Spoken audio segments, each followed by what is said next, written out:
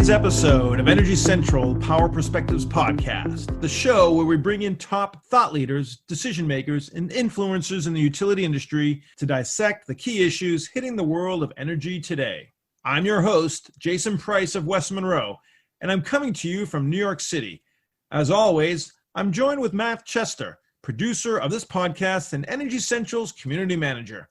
Matt, are you excited for today's episode?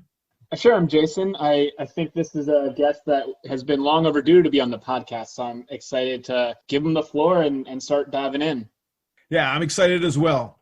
So the grid has been called the most complex machine that humans have ever built, and it's also one of the most critical to our modern way of life. A well-functioning grid is foundational to our advanced society.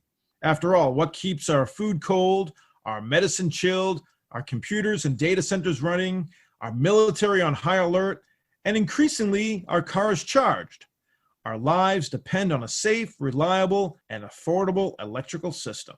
For years, leading voices in the industry have been calling for upgrades, for modernizations, and for renewed investments in the grid infrastructure. In recent years, a number of major events, not the least of which include the outages in Texas from the winter storms this past February, have hammered home how critical it has become to address any potential shortcomings of the grid as quickly as possible. Specifically, today's guest is going to guide us on a tour of how the various stakeholders come together to fix the grid are actually falling short of really embracing what's needed. Seeking to guide the conversation away from mythical silver bullets, the ever-outspoken and rarely shy Doug Houseman of 1898 and Company, a subsidiary of Burns McDonnell, will tap into his extensive experience and history in the utility sector to reset the grid modernization conversation for us. But before we bring Doug into the virtual studio, let's recognize our key sponsors who made this episode possible. To West Monroe. West Monroe works with the nation's largest electric, gas, and water utilities and their telecommunications, grid modernization, and digital and workforce transformations. West Monroe brings a multidisciplinary team that blends operational expertise, customer experience, and technology to address the challenges of modernizing aging infrastructure, transportation electrification, ADMS deployments, and challenges presented by the proliferation of DER and cybersecurity. To ESRI. ESRI is an international supplier of geographic information, and that includes GIS software, WebGIS, and geodatabase management applications. To Guidehouse, formerly Navigant Research. Guidehouse is a premier market research and advisory firm covering the global energy transformation. To Anterix. Anterix focuses on delivering transformative broadband that enables the modernization of critical infrastructure for the energy, transportation, logistics, and other sectors of our economy. And to Scott Madden. Scott Madden is a management consulting firm serving clients across the energy utility ecosystem. Areas of focus include transmission and distribution, the grid edge, generation, energy markets, rates and regulations, corporate sustainability, and corporate services. The firm helps clients develop and implement strategies, improve critical operations, reorganize departments and entire companies, and implement myriad initiatives. Today's podcast guest is never shy to bring both deep insight and a sharp tongue to the conversation. His desire to share what he thinks is coupled with a passion to make the world a better place and do so through our electric grid. He is a prolific writer on Energy Central and a member since 2017, having shared his insights with dozens of original posts, questions answered, and insightful comments added to the community. For members on Energy Central, there's a good chance you've read his postings, read his responses to your questions, or chimed in on discussions offering perspective. So while Doug may draw his boyhood roots from farm country in Michigan's Upper Peninsula, he rolls up his sleeves and rumbles like he is from Detroit. Doug's broad background in the energy sector has taken him across many different organizations and corners of the industry, from Capgemini, where he worked his way up to Chief Technology Officer, to his founding of the Smart Energy Alliance, to a stint as Vice President of Technical Innovation at Enernex, and ultimately to his current role at Burns McDonnell. Today, he is the lead for grid modernization with the firm, and he continues to be a leading public voice on grid-related issues. Frustrated with the tendency towards sound bites or single technology solutions being proposed for the future of the grid, Doug recently shared a post on Energy Central titled, "The Whole Grid and Nothing But the Grid." And in today's episode, we're going to let Doug give you a piece of his mind as we dig deeper into the topic. Doug Houseman, welcome to the Energy Central Power Perspectives podcast. Thank you. Doug, let's start with the basics. You wrote that much of what you're reading today about fixing the grid doesn't sit well with you. Share some of these headlines, and without naming names, where are you seeing these statements generally coming from? Well, if we look at the Texas event in February, we saw a lot of people pop up and say, well, if they'd just been connected to the rest of the country, there wouldn't have been a problem. Well, that's at least the most false headline and conclusion that you can draw from the events in Texas in February, because if you look at California ISO, Southern Power Pool, WEC, MISO, and the other control areas that surround Texas, even Mexico, they were all in crisis for power during that time. And connecting Texas wouldn't have helped Texas at all. And if we'd connected Texas 3 or 4 years ago because of the very low-cost wind power, the folks in WEC probably would have lost 6 or 8 gigawatts of power plants because they weren't economically sustainable. So the issue would have been worse, not better. And you can look at solar is so cheap, we can get rid of everything else. Okay. Solar is so cheap, if you can use the power exactly when it's made, that you don't need anything else at that time. But at 3 o'clock in the morning, solar is very dear. And the cost is not just the cost of solar, it's also the cost of storage. And we tend in each piece of the industry to take only the cost of our piece and not look at it in the perspective of reliable 8760 power across the year, regardless of the weather and regardless of the season. Right now, our peak is in the summer, typically in the late afternoon. As we get to more and more electric heating and we replace all the natural gas and we get to more and more electric transportation, our peak is going to shift from summer afternoon to winter night. Solar doesn't produce very well in the middle of December. Wind, to a large extent, doesn't produce as well as we would like at that time. So we either need to overbuild, and in the case of Ottawa, Ontario, the load in December is such that they'd have to put 12 kilowatts of solar on the roof to equal 1 June kilowatt of solar, based on the difference in load between June and December in the output of the two. So how would you like to have to build 12 times of something and shut 11 of them off much of the year? That doesn't sound like affordable power to me. Yeah. So, Doug, let's talk about that. So instead of pushing singular solutions, you're arguing for a more complete systemic approach. So what would this practice look like? So we've got Diablo Canyon in California. Nuclear power plant produces 2 gigawatts, about 8,600 hours out of the 8,700 hours of the year. So how do I replace that big baseload plant? Okay. It turns out it's about 9.7 gigawatts of solar in that same area in California. And it's just shy of about $30 billion in storage at today's cost to support that 9.7 gigawatts of solar in order to be able to provide that level of reliable power.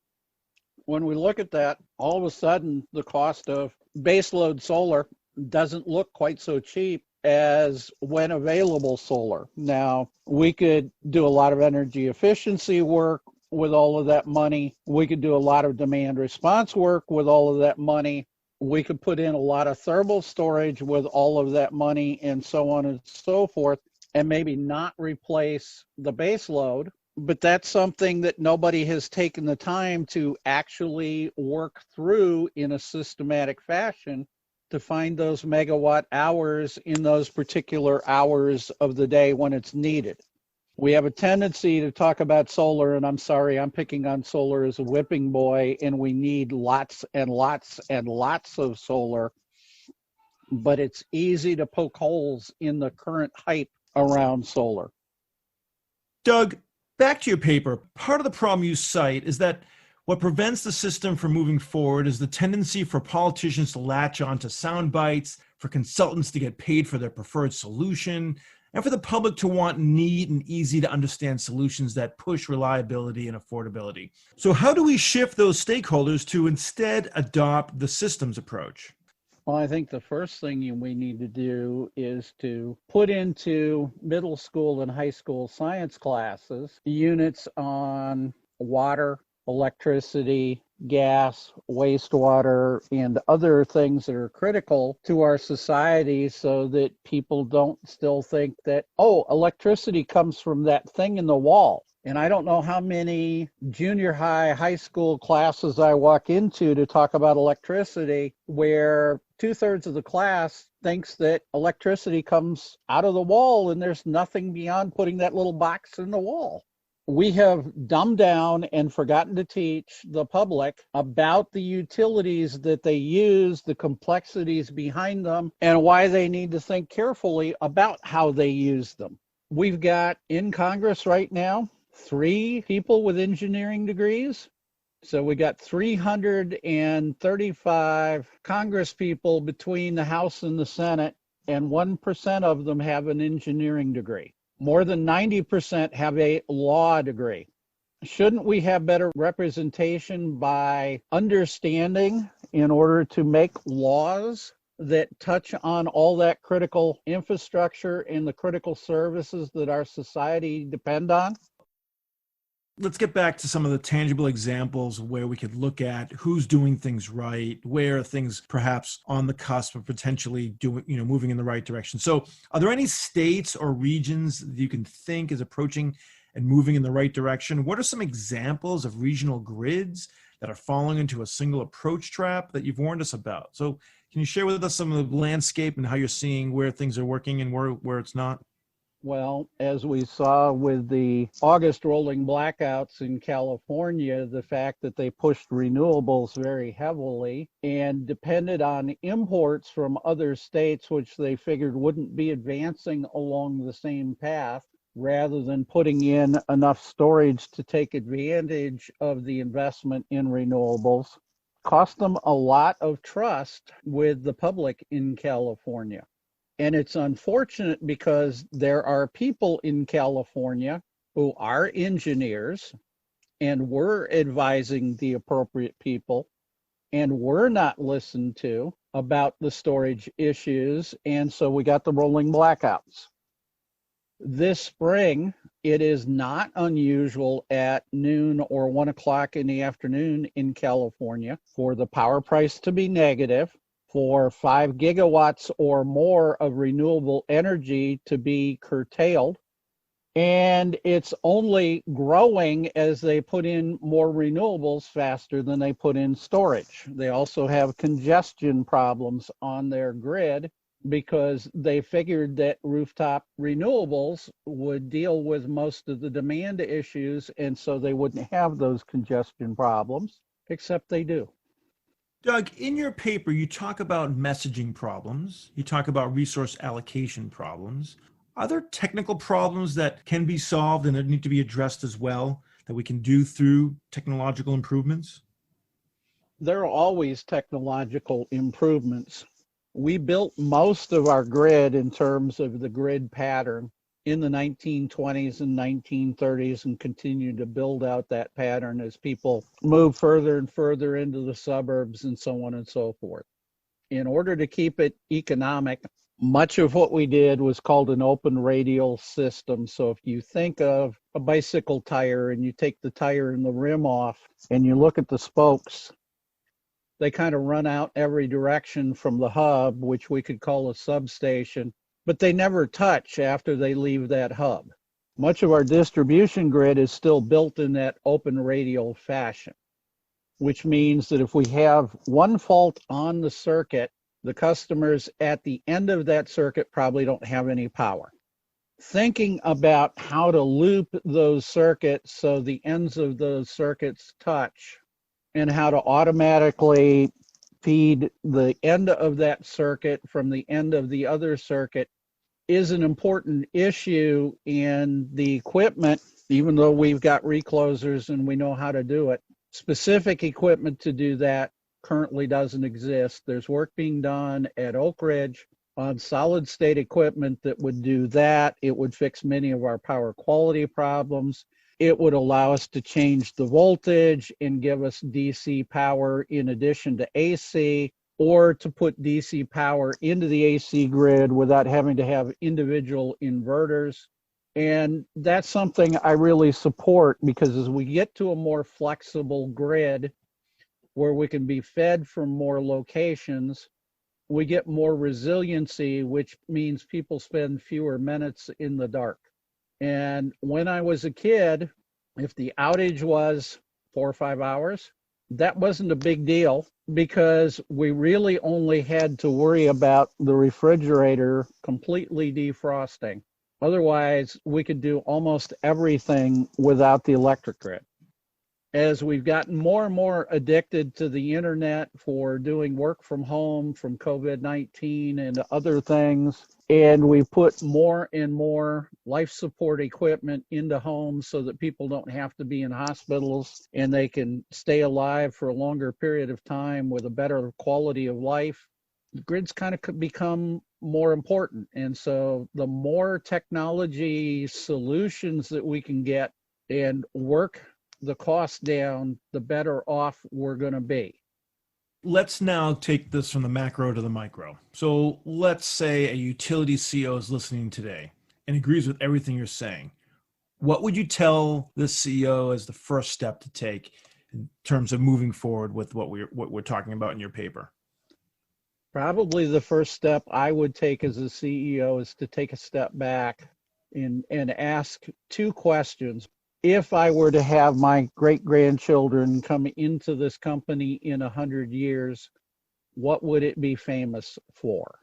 Take all of the temporal issues out, take all of the personality issues out, take everything else out, look well into the future and say, what do we actually need to do well 100 years from now? The second ask is, do I believe that we are actually going to get to electrification in 10 years, 20 years, 50 years? I don't care what the time period is. And what does that mean to my company in terms of load, reliability, resiliency, sources, storage, etc.?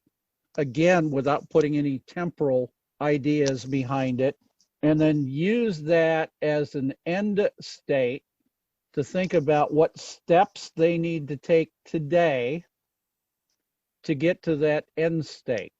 So if I believe that end state is 50 years from now, where do I have to be in 25 years to get to that end state? If I need to be there in 25 years, where do I need to be in 10 years to be on the right trajectory in order to be able to make sure that I can meet that 25-year and that 50-year goal?